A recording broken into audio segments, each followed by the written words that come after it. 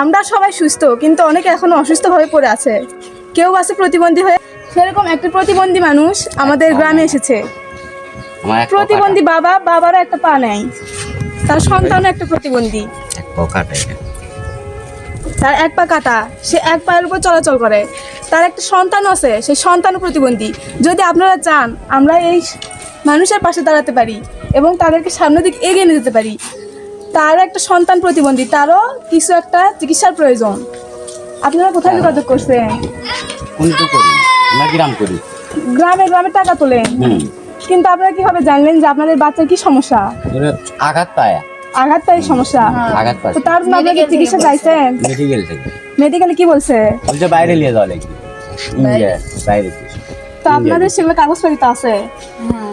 ডাক্তারের সাথে যোগাযোগ করছেন? কত টাকা প্রয়োজন? 3 থেকে 4 লাখ। 4 লাখ টাকা লাগবে। আনুমানিক 3 থেকে 4 লাখ টাকা। তো আপনাদের তো সেই সামর্থ্য নাই। না, আপনারা কিভাবে টাকা সংগ্রহ করবেন? এই যে আপনি খাবেন চাউল টাকা যাই যেটা কতদিন দেয়। সময় দিচ্ছে? কতদিনের ভিতর সুস্থ হবে?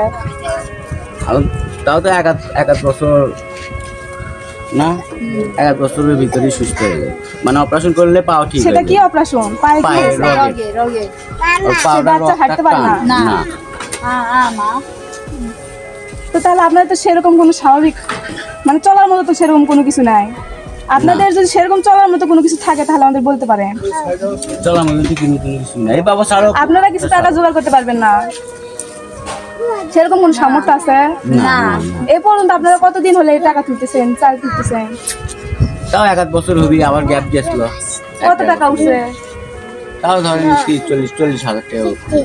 আবার ওষুধ পাতি খাওয়া লাগে, আমারও ওষুধ পাতি খাওয়া আবার লাগে। মাঝখানে তোমার এবার হচ্ছে অপারেশন করলাম যে আবার।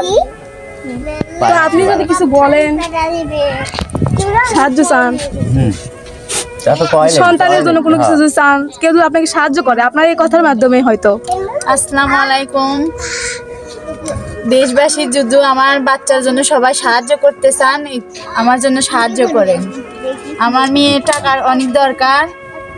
স্বামী দাও। আমার স্বামীও একজন প্রতিবন্ধী, তারও এক পা নেই। আমি এভাবে টাকা সংগ্রহ করতে পারতেছি না।